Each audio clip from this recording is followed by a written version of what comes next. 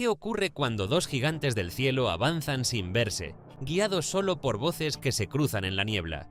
¿Qué pasa cuando, en una cabina llena de experiencia y autoridad, una duda tarda apenas unos segundos demasiado en convertirse en advertencia? Dos aviones gigantescos avanzaron a ciegas dentro de una nube espesa, y en cuestión de segundos, 583 vidas quedaron suspendidas entre una orden mal entendida y un silencio que nadie se atrevió a romper. No fue una tormenta, no fue una falla mecánica, fue una decisión humana bajo presión, y nadie ganó la discusión. Este video aborda el mayor accidente de la aviación comercial, pero desde un ángulo distinto. El día en que los pilotos no estuvieron de acuerdo, y aún así, el avión aceleró. No nos centraremos únicamente en el impacto, ni en las llamas, ni en las cifras que estremecen, sino en algo más incómodo y profundo. La dinámica humana dentro de una cabina de mando cuando el tiempo juega en contra, cuando la visibilidad desaparece y cuando la jerarquía pesa más que la duda. Porque a veces el ruido no está en los motores, sino en las interpretaciones, no está en el clima, sino en la comunicación. El 27 de marzo de 1977, en el aeropuerto de Los Rodeos, en Tenerife, dos Boeing 747, el KLM 4805 y el Pan Am 1736, coincidieron en una pista envuelta en niebla densa. Lo que ocurrió aquel día no fue simplemente una colisión entre aeronaves, fue el resultado de decisiones encadenadas, mensajes ambiguos transmitidos por radio, suposiciones no confirmadas y una autoridad que pocos se atrevieron a cuestionar con la firmeza necesaria. En cuestión de instantes, la confianza en la experiencia chocó con la incertidumbre, y la presión operativa comprimió el margen para disentir. Desde el inicio debes tener clara una idea. Esta historia no trata solo de metal contra metal, sino de cómo funciona, y a veces falla, la mente humana bajo presión. Trata del peso de la jerarquía en cabina, del temor a contradecir, de la urgencia por despegar, y de cómo, cuando cada segundo parece eterno, una conversación incompleta puede convertirse en el punto sin retorno. Todo comenzó mucho antes del despegue, mucho antes de que los motores rugieran y de que la pista quedara envuelta en tragedia. La historia empezó con una amenaza de bomba en Gran Canaria que obligó a desviar vuelos hacia Tenerife, alterando por completo la planificación prevista. Entre esos vuelos se encontraban dos gigantes del aire, dos Boeing 747, que no estaban destinados a coincidir en aquel pequeño aeropuerto. Aquella decisión operativa, aparentemente lógica en un contexto de seguridad, convirtió al aeropuerto de Los Rodeos en un escenario para el que no estaba preparado. No era un gran hub internacional ni una infraestructura diseñada para soportar tráfico masivo de aeronaves de fuselaje ancho. Era un aeropuerto pequeño, limitado en espacio y recursos, acostumbrado a un flujo mucho más moderado. De repente, tuvo que absorber tráfico pesado, recibir aviones enormes y reorganizar su funcionamiento casi sobre la marcha. Lo que debía ser una escala provisional comenzó a transformarse en una acumulación peligrosa de factores. El desvío no fue el problema en sí mismo, pero sí el primer dominó en caer dentro de una cadena que ya empezaba a torcerse desde el principio. Las plataformas se saturaron rápidamente y los aviones enormes quedaron aparcados donde no deberían estar, ocupando espacios que no estaban pensados para aeronaves de semejante tamaño. Las calles de rodaje se convirtieron en improvisados estacionamientos, reduciendo el margen de maniobra y obligando a reorganizar los movimientos en tierra de manera poco habitual. El espacio operativo se redujo al mínimo, comprimiendo las opciones disponibles para cada tripulación. Solo cada decisión requería más coordinación de lo normal, más precisión, más atención. Los márgenes se estrechaban sin que nadie lo anunciara en voz alta. El aeropuerto funcionaba, sí, pero lo hacía al límite de su capacidad estructural. No había lugar para errores amplios, solo para maniobras calculadas dentro de un entorno cada vez más congestionado. Aquella saturación no era solo física, era también operativa y mental. Cada avión adicional añadía complejidad. Cada movimiento en tierra requería instrucciones claras en un entorno que empezaba a volverse caótico. Sin que nadie lo percibiera del todo, el escenario se iba configurando como una trampa silenciosa. A esa saturación se sumó otro elemento aún más traicionero: la niebla espesa que entraba y salía sin aviso. No era constante, no era estable, era intermitente. En cuestión de minutos podía reducir la visibilidad y después despejarse parcialmente, generando una falsa sensación de control. Esa niebla reducía la visibilidad de forma irregular, creando una sensación constante de incertidumbre tanto en cabina como en la torre. Lo que un piloto creía ver podía desaparecer segundos después. Lo que parecía despejado se convertía en un muro gris inesperado. La referencia visual se volvía frágil, dependiente de segundos y metros. En un aeropuerto pequeño, ya saturado, esa pérdida intermitente de visibilidad añadía una capa adicional de tensión. No era simplemente una cuestión meteorológica, era un factor que afectaba la percepción, el tiempo de reacción y la confianza en lo que se creía estar viendo. La niebla no hacía ruido, no daba órdenes, pero condicionaba cada movimiento en pista. Y cuando la visibilidad se convierte en un recurso escaso, el margen para el error humano se reduce drásticamente. Mientras todo eso ocurría en tierra, los controladores estaban desbordados, gestionando una situación para la que no había protocolos sólidos específicos. No se trataba de negligencia, sino de sobrecarga. Tenían que coordinar aeronaves de gran tamaño en un aeropuerto limitado, con visibilidad cambiante y espacio reducido. Y la tecnología tampoco ayudaba. No había radar de superficie que permitiera ver la posición exacta de los aviones en tierra. No existía una pantalla que mostrara con precisión dónde estaba cada Boeing 747 en cada momento. Todo dependía de comunicaciones por radio o por voz, solo palabras, solo interpretaciones. Cada instrucción debía ser comprendida correctamente, la repetida correctamente y ejecutada correctamente. No había confirmación visual tecnológica que respaldara lo que se decía. En ese contexto, cualquier ambigüedad podía convertirse en un riesgo real. El sistema confiaba en que la comunicación humana fuera perfecta, y cuando un sistema depende únicamente de la claridad absoluta en la voz y en la interpretación, cualquier pequeño desajuste puede multiplicarse. Era, literalmente, el escenario perfecto para el error humano.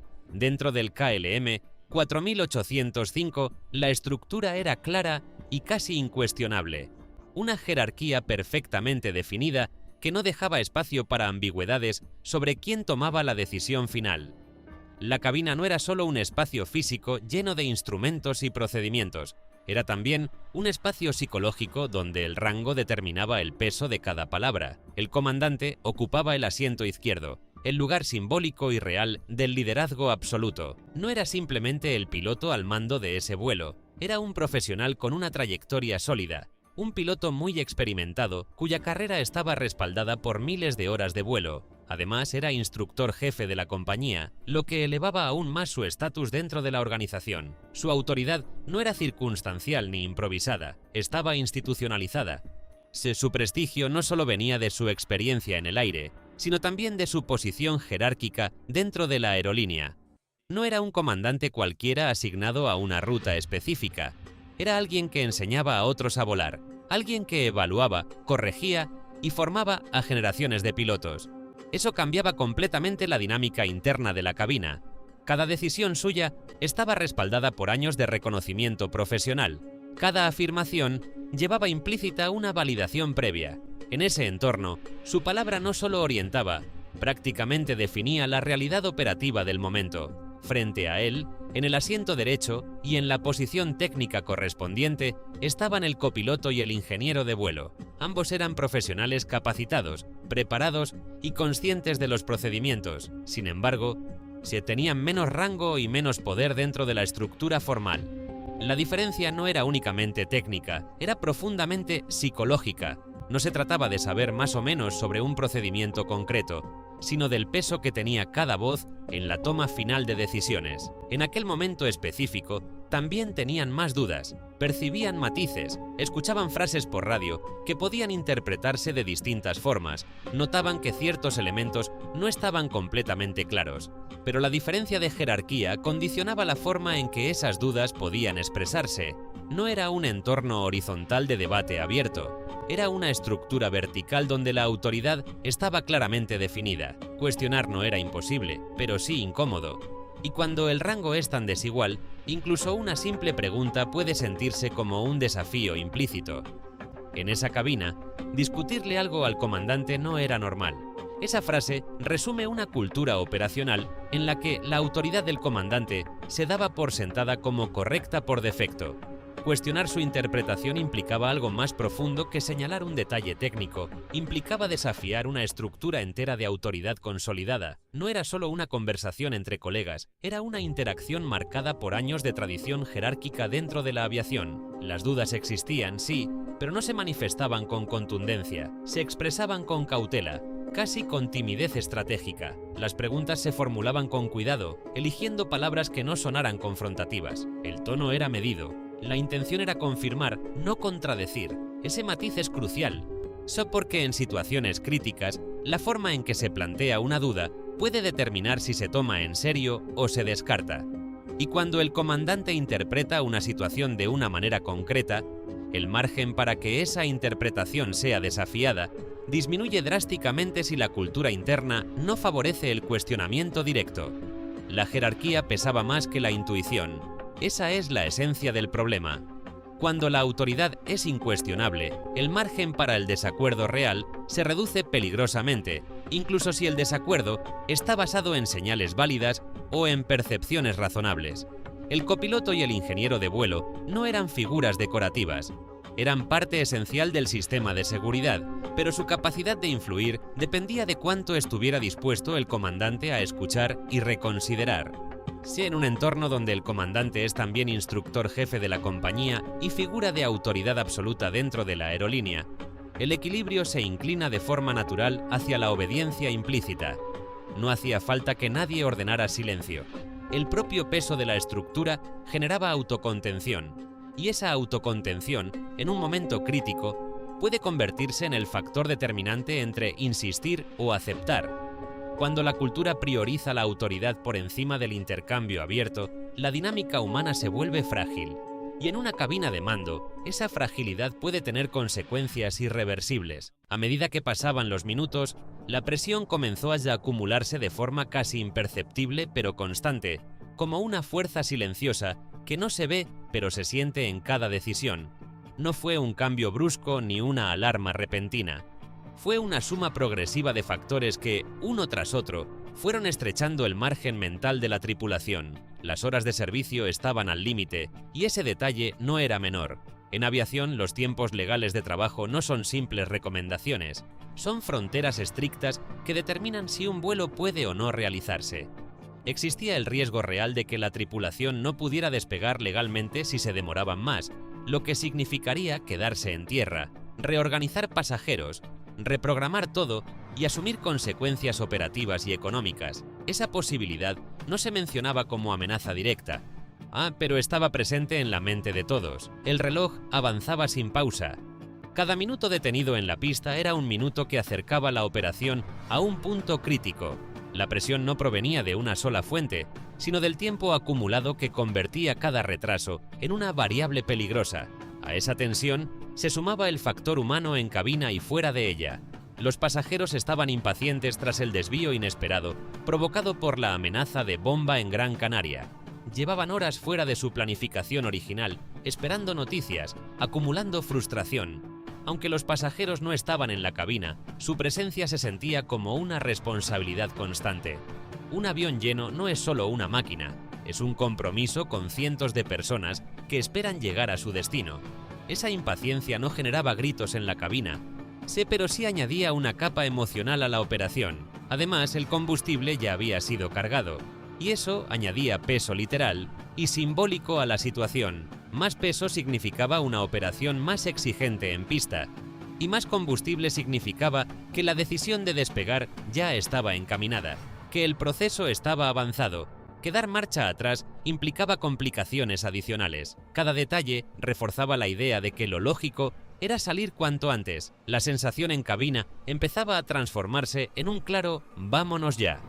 No era una orden explícita pronunciada con impaciencia, era un ambiente que se filtraba en el tono de voz, en la rapidez de las comprobaciones, en la interpretación de las palabras recibidas por radio. Era una necesidad psicológica de cerrar el episodio y salir de allí. Nadie quería prolongar la incertidumbre.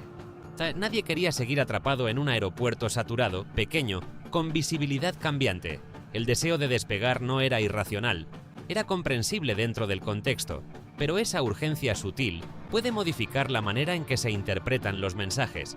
Cuando la mente está orientada a la acción, tiende a escuchar confirmaciones más que advertencias, y en un entorno donde todo depende de comunicaciones por radio por voz, esa predisposición mental puede marcar la diferencia entre esperar o avanzar. La presión invisible no empujaba de golpe, empujaba milímetro a milímetro, ajustando la percepción de lo que parecía aceptable. Mientras tanto, el Pan Am 1736 aún estaba en la pista, rodando en medio de la niebla, buscando la salida correspondiente. Ese detalle era crucial, aunque no se sintiera inmediato desde la cabina del KLM. Dos gigantes moviéndose en un aeropuerto saturado, con visibilidad limitada y sin radar de superficie que permitiera confirmar posiciones exactas en tiempo real. No había una pantalla mostrando con claridad dónde estaba cada aeronave.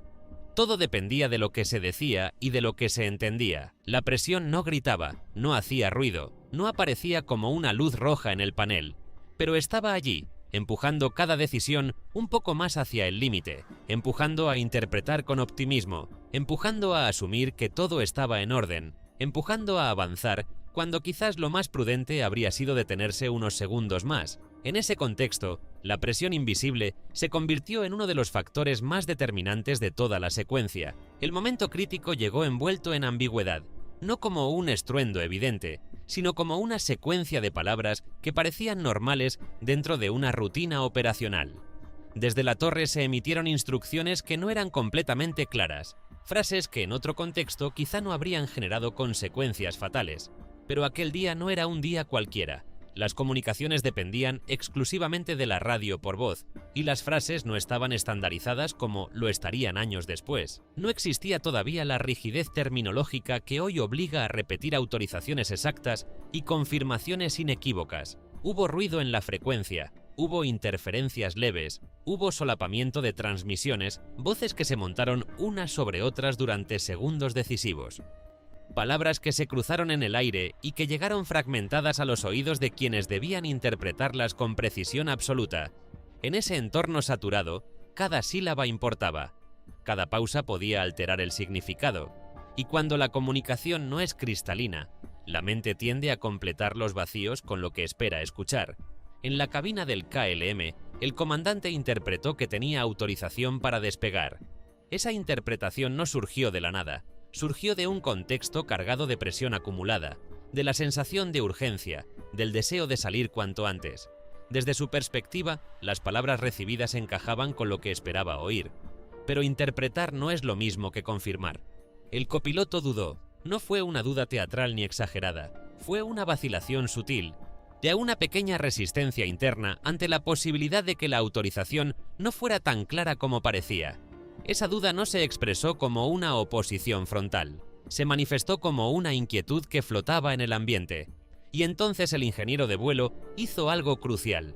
Preguntó directamente si la pista estaba libre. Fue una pregunta simple, técnica, precisa. Fue una pregunta clave. En ese instante, esa frase representaba una oportunidad real para detenerlo todo, para pausar el avance, para reconfirmar sin margen de error. Hubo un silencio incómodo después de esa pregunta. Un espacio breve pero cargado de significado. En ese silencio se concentraba la tensión de toda la cabina. No hubo pelea, no hubo gritos, no hubo una discusión abierta ni un enfrentamiento directo. Hubo sumisión, la jerarquía, no construida durante años de cultura operacional, se impuso sin necesidad de imponerse explícitamente. El comandante, convencido de su interpretación, no percibió la duda como un freno definitivo. La pregunta del ingeniero no escaló a una objeción firme. El copiloto no transformó su duda en una negativa clara. El momento pasó, y en la aviación, los momentos que pasan sin resolverse pueden convertirse en puntos de no retorno. La ausencia de conflicto visible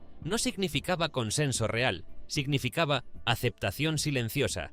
El comandante siguió adelante, la potencia aumentó, los motores comenzaron a empujar con fuerza creciente, el avión empezó a acelerar por la pista envuelta en niebla, una pista donde la visibilidad era limitada y donde otro Boeing 747 aún se encontraba rodando. La decisión ya estaba en movimiento, literalmente. Cada segundo que pasaba incrementaba la velocidad y reducía las posibilidades de detenerse con facilidad. En ese instante, la interpretación de una frase pesó más que la duda compartida dentro de la cabina. No fue un fallo mecánico.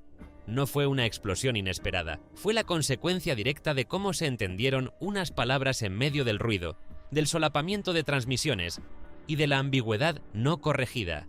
Una frase, una interpretación, un silencio, y el avión avanzando hacia un destino que nadie había previsto, pero que ya era casi imposible evitar. En la niebla, el KLM aceleraba para despegar mientras el Pan Am seguía en pista, aún rodando y sin haberla abandonado. Dos Boeing 747 moviéndose en el mismo espacio físico, pero separados por una cortina gris que distorsionaba distancias y tiempos de reacción. El KLM ya había iniciado su carrera de despegue con decisión, los motores entregando toda su potencia, la aeronave ganando velocidad segundo a segundo. En paralelo, el Pan Am avanzaba todavía por la pista, buscando la salida correspondiente en medio de la visibilidad limitada. Ninguno veía al otro con claridad.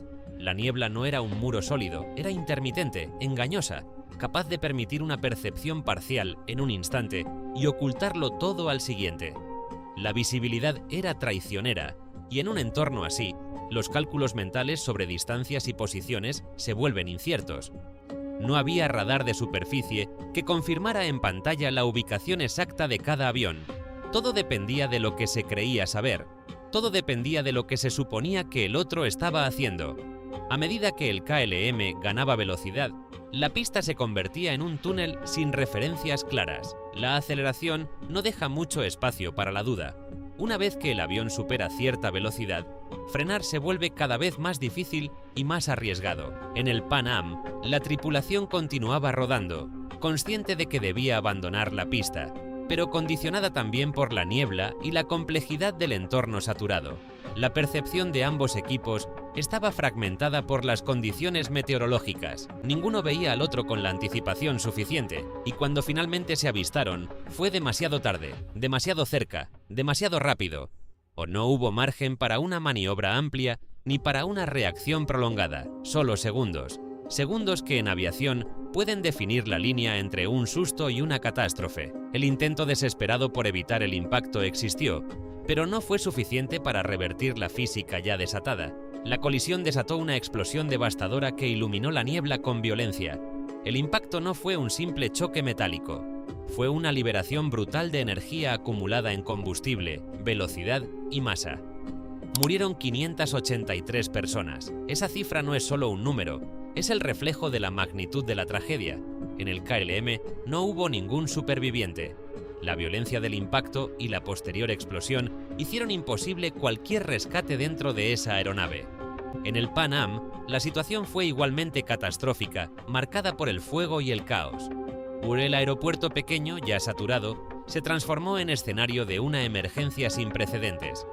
Lo que había comenzado como un desvío operativo terminó convirtiéndose en el mayor accidente de la aviación comercial. La niebla, que minutos antes parecía solo un inconveniente más, ahora envolvía restos, fuego y sirenas, y sin embargo, cuando se analiza lo ocurrido, la conclusión es tan dura como clara: no falló el avión, no falló el motor, las aeronaves respondían a los mandos, los sistemas funcionaban, la tecnología disponible era la que existía en ese momento. Falló la dinámica humana, falló la comunicación, falló la forma en que la jerarquía silenció la duda en el instante decisivo.